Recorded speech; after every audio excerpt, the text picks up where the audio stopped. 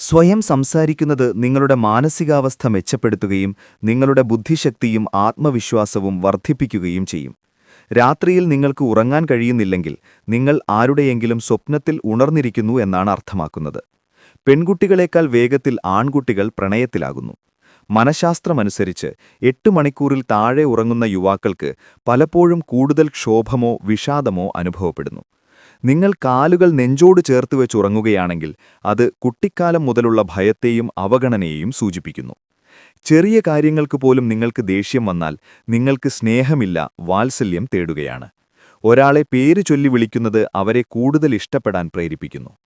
Apple, തക്കാളി, ഉള്ളി എന്നിവ കഴിക്കുമ്പോൾ മൂക്ക് പൊത്തിപ്പിടിച്ചാൽ അതേ രുചിയാണ്. ഒരാൾ ഒറ്റയ്ക്കിരിക്കാൻ തീരുമാനിക്കുമ്പോൾ അവർ ഭ്രാന്തിന്റെ ആദ്യഘട്ടത്തിലേക്ക് കാലെടുത്തു വയ്ക്കുകയാണ്. ഒരു പുതിയ പേന നൽകി എന്തെങ്കിലും എഴുതാൻ ആവശ്യപ്പെടുമ്പോൾ 97% ആളുകളും സ്വന്തം പേരെഴുതുന്നു. ഉയർന്ന ബുദ്ധിമാനായ ആളുകൾ ഒറ്റയ്ക്കായിരിക്കാൻ ഇഷ്ടപ്പെടുന്നു. ആരെങ്കിലും പെട്ടെന്ന് നിങ്ങളോട് സംസാരിക്കുന്നത് നിർത്തുകയാണെങ്കിൽ അവർ ഇപ്പോഴും നിങ്ങളുടെ പുറകിൽ നിന്ന് നിങ്ങളെക്കുറിച്ച് സംസാരിക്കുന്നു. ആരെങ്കിലും ദിവസം മുഴുവൻ നിങ്ങളെക്കുറിച്ച് ചിന്തിക്കണമെന്ന് നിങ്ങൾ ആഗ്രഹിക്കുന്നുവെങ്കിൽ ഉറങ്ങുന്നതിന് തൊട്ടുമുമ്പ് അവരോട് സംസാരിക്കുക. നിങ്ങൾ ഇടയ്ക്കിടെ മൂക്ക് പൊത്തുകയാണെങ്കിൽ അത് ഒരു മാനസിക പ്രശ്നവുമായി ബന്ധപ്പെട്ടിരിക്കാം. നിങ്ങളുടെ കുട്ടി ആകാശത്തേക്കോ ചക്രവാളത്തിലേക്കോ ഉറ്റുനോക്കുന്നുവെങ്കിൽ അതിനർത്ഥം അവർക്ക് പ്രണയപരവും ആഴമേറിയതുമായ ഒരു മനസ്സുണ്ടെന്നാണ്. കണ്ണാടിയിൽ കാണുന്നതിനേക്കാൾ മറ്റുള്ളവർക്ക് നിങ്ങൾ കുറച്ചു ശതമാനം കൂടുതൽ ആകർഷകമായി കാണപ്പെടുന്നു. കൊടുക്കുന്ന കൈ തന്നെയാണ് സ്വീകരിക്കുന്ന കൈയും. ഇരിക്കുമ്പോൾ നിങ്ങൾ നിരന്തരം കൈകളും കാലുകളും ചലിപ്പിക്കുകയാണെങ്കിൽ നിങ്ങൾ മാനസികമായി അസ്വസ്ഥനാണ്. ഒരു പഠനത്തിൽ കണ്ടെത്തിയത് മിക്ക ആളുകളും നിങ്ങളുടെ മുഖമല്ല, നിങ്ങളുടെ ഷൂസ് നോക്കിയാണ് നിങ്ങളെ വിലയിരുത്തുന്നത് എന്നാണ്. നന്ദികെട്ട മകൻ അവന്റെ അച്ഛന്റെ മൂക്കിലെ ഒരു അരിമ്പാറയാണ്. അവനത് വെറുതെ വിടുന്നു, അത് വൃത്തികെട്ടതാണ്. അവനത് നീക്കം ചെയ്യുന്നു, അത് വേദനിപ്പിക്കുന്നു. നിങ്ങളുമായി പെട്ടെന്ന് ചങ്ങാത്തത്തിലാകുന്ന ആളുകൾ നിങ്ങളെ ഒറ്റിക്കൊടുക്കാൻ സാധ്യതയുണ്ട്.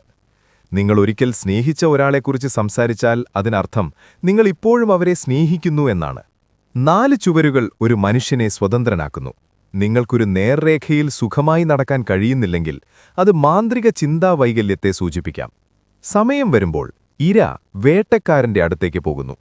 ജോലി ചെയ്യുമ്പോൾ തടസ്സങ്ങൾ ഇഷ്ടപ്പെടാത്ത ആളുകൾ മികച്ച തൊഴിലാളികളായിരിക്കും.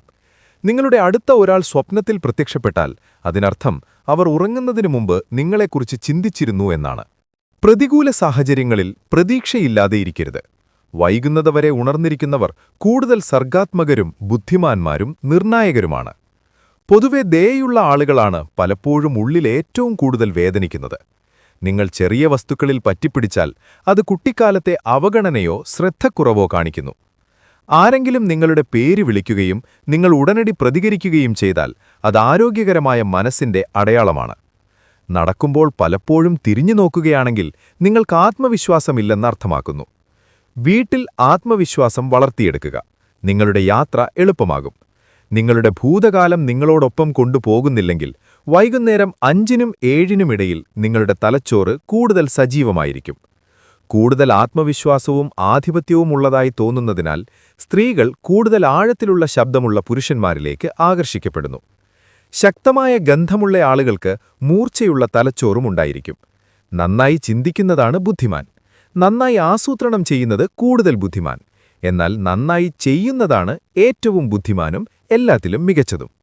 നിങ്ങൾ പതിവായി ചിന്തിക്കുന്നത് പോലെയായി മാറുന്നു. എല്ലാവരെയും സന്തോഷിപ്പിക്കാൻ ശ്രമിക്കുന്ന ഒരാൾ സാധാരണയായി ഒറ്റയ്ക്കാണ്. ഒരു പൂച്ച തന്റെ പൂച്ചക്കുട്ടികളെ തിന്നാൻ ആഗ്രഹിക്കുമ്പോൾ അവ എലികളെപ്പോലെയാണെന്ന് അവൾ പറയുന്നു. ചിലപ്പോൾ അസൂയ എന്നത് നിങ്ങൾ എത്രമാത്രം കരുതുന്നുവെന്ന് കാണിക്കാനുള്ള നിങ്ങളുടെ തലച്ചോറിന്റെ മാർഗമാണ്. ചെറിയ ഉത്തരങ്ങൾ പറയുന്ന ആളുകൾ സാധാരണയായി കൂടുതൽ ബുദ്ധിമാന്മാരായിരിക്കും. നിങ്ങളുടെ മനസ്സ് നിർദ്ദേശിച്ചതുപോലെ തന്നെ പ്രവർത്തിക്കുന്നു. പാമ്പ് പ്രായമാകുമ്പോൾ തവള അവനെ കളിയാക്കും.